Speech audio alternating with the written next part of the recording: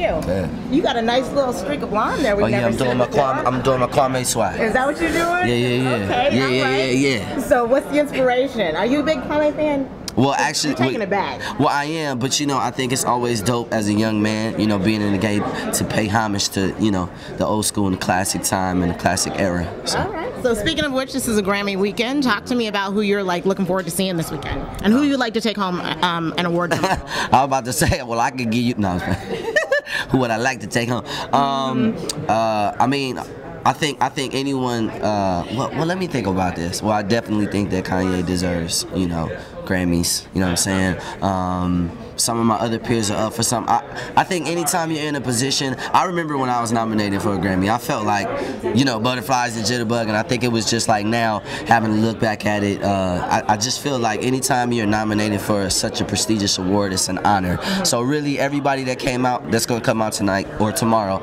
is going to be just a winner. So it doesn't matter who take it home. You know, you're going to be in the building. Okay, so that means you know you're making it some places. So. All right. How did you feel the first time that you heard your song on the radio, and where were you?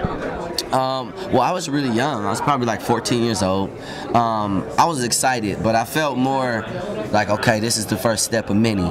So, you know, not too excited, but I was excited. Who do you love from a genre that's completely different than your own that we would never think that you'd be a fan of? Probably, a lot of R&B singers are fan of country secretly. People don't really know this, but you know they really take a lot of time on their songwriting, and Rascal Flatts is probably like one of my favorite groups. Yeah, you know, their lyrical content and just, you know, the way their harmonies are. It's simple, it's nice. Background band too. Yeah, background band. Yeah. You should go hip to them. They're awesome. Right. All right. Tell us something about you that nobody knows.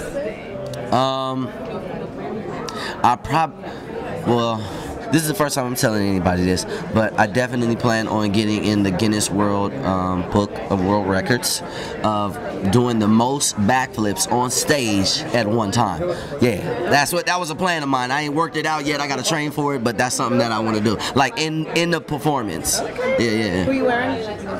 A little polo. This is actually a vintage Fendi. This is really where, you know, Louis got the print, but you know I ain't gonna tell y'all that. Yeah, this is vintage Fendi, a Louis belt. You know what I'm saying? Some nice shoes. Double AR jeans. You know what I mean? And finally, we fresh. Tell me, is there a phrase that you live by, like a quote or a phrase? Failure is not an option. Ooh, I like that. Yeah. All right. Thank you so much. Stand back. We're gonna get an up and down fashion shot of you. Cool.